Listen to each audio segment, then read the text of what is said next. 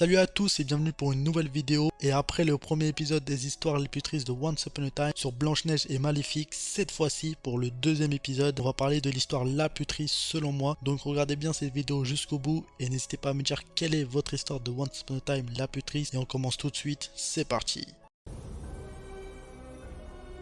On commence cette deuxième histoire avec le personnage de Malcolm, qui est le père de Rumpelstiltskin, où il vivait seul avec son fils depuis la mort de sa femme, dans des conditions assez pauvres. On est très loin de la vie belle et paisible de Blanche-Neige. Et pour gagner sa vie, il faisait des tours de magie pas trop rigolos. C'était surtout des tours truqués pour soutirer de l'argent aux personnes qui jouaient, pendant que Rumpel, lui, le regardait faire et même parfois voyait son père se faire frapper dû à toutes ces arnaques. Ce qui lui plaisait pas trop et c'est compréhensible. Donc Malcolm lui fera une promesse en lui disant qu'il ira chercher cette fois-ci un bon travail et pour cela il laissera son fils chez deux femmes pour qu'elles le gardent le temps qu'il en trouve un et quand ça sera fait, il viendra le récupérer. C'était un mal pour un bien, d'un côté il était séparé de son père mais de l'autre il retrouve un rythme de vie et vivra mieux ici qu'avec son père. Il apprendra en plus à filer de l'or, ce qui lui servira beaucoup par la suite, mais malheureusement la non-présence de son père était trop dure pour Rumpel. Il voulait aller le retrouver, chose qu'il fera, mais avant de partir, les deux femmes ont donné à Rumpel un haricot magique avec lequel il pourra aller n'importe où avec ou sans son père, mais bien sûr il savait très bien qu'il allait l'utiliser pour repartir à zéro avec lui dans un autre monde, et même avec tous les défauts que les deux femmes lui ont dit sur son père, il ne changera pas d'avis et ira à l'endroit où son père avait l'habitude de faire ses tours pour voir s'il lui avait menti comme le suggéraient les deux femmes. Et effectivement il lui avait menti pour retourner faire ses arnaques, mais tellement innocent et aveuglé par son désir de vivre avec lui, il décide tout de même de lui montrer le fameux haricot en lui disant qu'avec il pourrait recommencer une nouvelle vie ensemble et sans problème, alors que son père lui a tout de suite pensé à le vendre pour se faire de l'argent. Tu sais combien d'argent nous rapporterait ce haricot? Non, il est à moi. Tu vas le jouer et tu vas le Tu faire. ne comprends pas, donne-le moi. Si, je comprends. Avec ce haricot, on pourrait aller ailleurs. Là où personne nous connaîtrait. Et où on serait une vraie famille. Ce serait un nouveau départ? C'est ça. Bien déterminé maintenant à partir pour recommencer une nouvelle vie, il reste plus qu'à choisir la destination parfaite et pour ça Malcolm avait une petite idée. Pense à de jolies choses. C'est ça. Quoi? Quand j'étais petit, mon père m'a vendu à un forgeron. Je passais mes journées devant le feu, dans la crasse et la sueur. Mais tous les soirs, je me disais, pense à de jolies choses. Et pendant que je dormais, j'allais dans un pays merveilleux. Comment il s'appelait? Le pays imaginaire. C'est là qu'on devrait aller.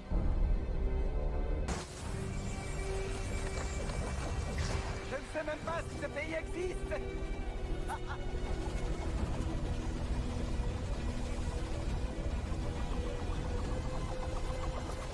Bien arrivé au pays imaginaire où nos deux personnages étaient très heureux d'être là, surtout un en particulier, Malcolm, lui qui venait pour la première fois au pays imaginaire, le monde où petit il venait pendant ses rêves, tellement excité d'être là et de montrer à son fils tout ce qu'ils peuvent faire dans ce monde, surtout une chose.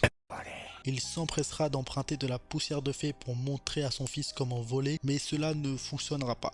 Explique-moi ce qui ne va pas. Je n'arrive pas à voler. Il faut que tu y crois, J'essaie, mais ça ne fait rien du tout. parce que tu ne devrais pas être ici.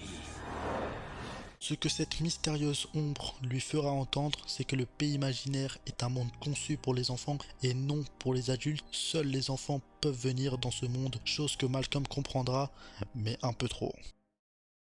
Puisque c'est ça, on va aller ailleurs. Tout ce qui compte, c'est qu'on reste ensemble. C'est ce que dira Rumpel à son père avant que celui-ci se débarrasse de lui. J'aimerais que ce soit aussi facile. Mais nous savons tous les deux que où qu'on aille, les vieux démons reprendront le dessus. Je ne pourrai jamais être un bon père pour toi. J'ai trouvé un moyen de rester ici. Un moyen de faire fonctionner la poudre de fée pour que je puisse à nouveau voler.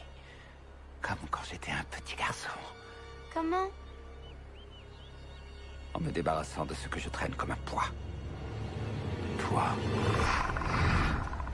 Aide-moi! C'est un monstre! Ce n'est pas un monstre, Rumble. C'est un ami. Il fait partie de l'île.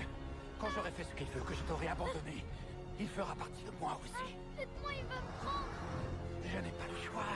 Si je veux rester, je dois croire que je suis jeune. Et toi, tu me rappelles tout le contraire. S'il te plaît, papa! Aide-moi! Un enfant ne peut pas avoir d'enfant, Apple. Je suis désolé, mais c'est vrai.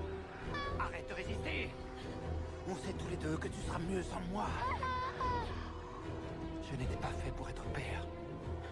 Beaucoup trop lâche, beaucoup trop faible pour s'occuper de son fils. Il a fait un choix égoïste et tout ça pour voler. Non, en vrai, c'était surtout que depuis le début, il voulait se débarrasser de son fils, mais il savait pas comment. Et là, il a trouvé le meilleur moyen de le faire en redevenant jeune. Et c'est comme ça que Peter Pan est né.